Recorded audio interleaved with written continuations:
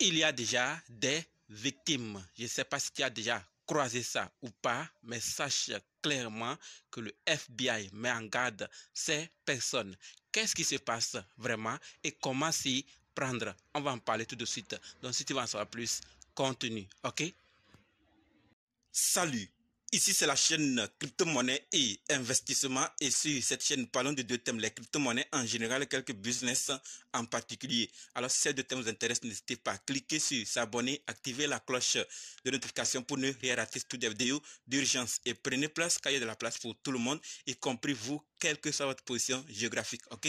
Mille merci à tous ceux qui sont déjà abonnés, qui me des commentaires et qui partagent mes vidéos. Grâce à votre contribution, nous sommes déjà à plus de 7200 abonnés. Je vous dis merci du soutien. On va dans le but. Mais oui, on n'a pas cliqué sur s'abonner, c'est fait. Ok, c'est parti.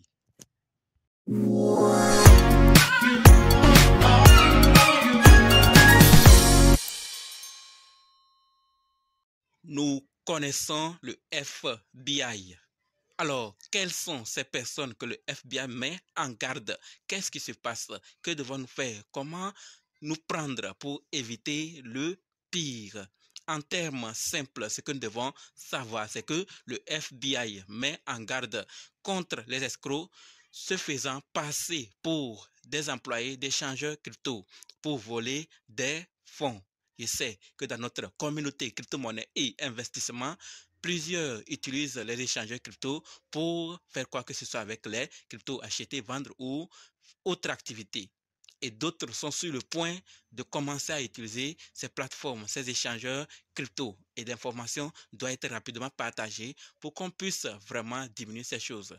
Peut-être qu'ils ne l'ont pas encore croisé, mais certains sont déjà victimes. Ne sachant pas, ils ont vite envoyé les informations et ça les crée des problèmes. Donc, en parler et surtout partager est très urgent pour aider d'autres personnes à éviter le pire. Comme on nous le dit, ils mettent en garde ces personnes se faisant passer pour des employés des échangeurs crypto. Comment ils font exactement?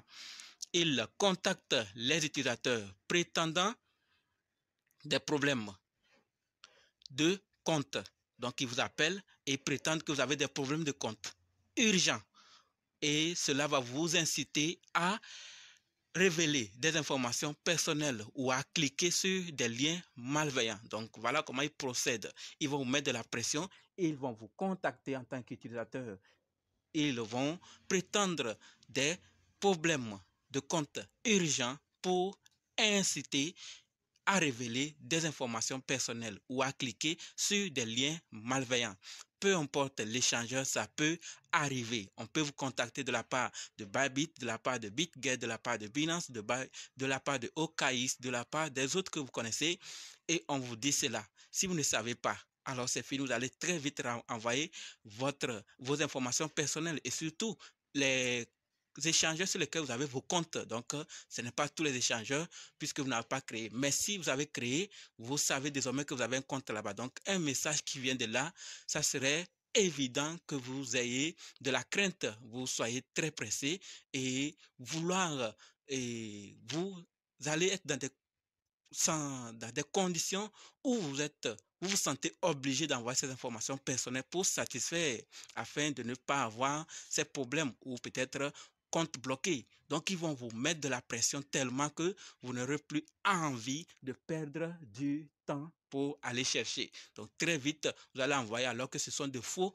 employés de l'échangeur qui vous contactent. Donc, j'ai tenu à partager l'information pour qu'on puisse ensemble voir ce qui se passe. Si vous n'avez pas croisé, ce n'est pas grave. C'est l'occasion maintenant de découvrir qu'il y a quelque chose de cette manière. Il y a cette manière qui est en train de prendre feu. Il vaut mieux l'éteindre en partageant pour que les gens sachent et prennent leur disposition. D'accord? Donc, pour résoudre ce problème, nous savons tous comment se prendre.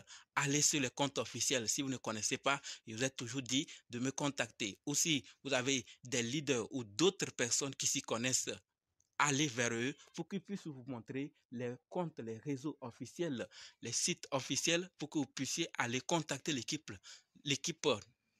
bien connue officielle afin d'avoir des réponses qu'il faut. Sinon, envoyer des informations personnelles ne peuvent pas peuvent ne pas concerner seulement l'échangeur, mais après peuvent être utilisés pour d'autres fins. Nous savons tous que sur les échangeurs centralisés, c'est nos noms, nos vrais prénoms, nos vraies informations qu'on met. Donc, si on a accès à ces informations, on peut les utiliser aussi sur d'autres plateformes pour quoi que ce soit. Donc, vigilance à nous tous afin que nous puissions diminuer. Ça prend de l'ampleur, mais si on en parle, on partage et on exhorte d'autres à éviter, ça pourra diminuer. Il y a d'autres techniques, on en parle et on en parlera toujours. Donc, si vous n'êtes pas encore abonné, abonnez-vous pour découvrir davantage et surtout, n'oubliez pas de nous ajouter aussi un plus en commentant d'autres techniques que vous connaissez parce que de jour au jour, il y a de nouvelles techniques. Je vous attends dans les commentaires pour vos avis, vos ajouts et s'il y a d'autres sujets que vous voulez qu'on en parle aussi, mentionnez-le dans les commentaires pour qu'on puisse en parler la prochaine fois. Merci d'avoir suivi jusqu'ici. C'est ce que j'ai tenu à partager avec vous. Rendez-vous dans d'autres vidéos et dans les commentaires. N'oubliez pas de nous rejoindre sur Telegram, WhatsApp, Facebook. Les liens sont dans la description. Et pour ceux qui sont prêts pour la formation, dites simplement, je suis prêt, je veux votre formation. OK? Merci.